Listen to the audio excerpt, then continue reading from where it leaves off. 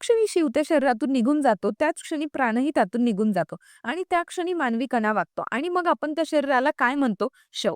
म्हणजे जोपर्यंत शिव आहे तोपर्यंत शरीर सरळ असते आणि ज्या क्षणी शिव निघून जातो, ते शरीर शव होते. हे समजून घ्या, या पृथ्वीवर असंख्य सजीव आहेत, पण निसर्गाने फक्त माणसालाच सरळ कणा दिला आहे. हे निसर्गाचा स्पष्ट संकेत आहे, की माणसा, तुझ्या पाठीच्या कण्यामध्ये जे जीवनदायी ऊर्जा केंद्र आहे, त्याचा शोध घेण्याची क्षमता तुझ्यात आहे. सकाळी, संध्याकाळी किंवा दिवसभरात 5-10 मिनिटे वेळ मिळाला, की डोळे बंद करा आणि आपल्या पाठीच्या कण्यावर लक्ष केंद्रित करा. हळू तिथे प्रकाश दिसायला लागेल. आपल्या इतिहासातील कथांमध्येही हे स्पष्ट सांगितले गेले आहे, जेव्हा भगवान शिव एक तेजस्तंभ म्हणून प्रकट होतात आणि ब्रह्मा आणि विष्णू त्याचा शेवट आणि आरंभ शोधण्यासाठी जातात, पण त्यांना तो सापडत नाही. तेच यात सांगितले गेले आहे, की आपल्या शरीराचा कणा हा जमिनीपासून सरळ असलेला एक स्तंभ आहे आणि त्यामध्येच तो दिव्य प्रकाश आहे, ज्याचा आपण शोध घेतो आहोत. म्हणूनच केदार काशीला नुसते फिरू नका, तर त्याचा खरा अर्थ समजून त्याचा अनुभव घ्या.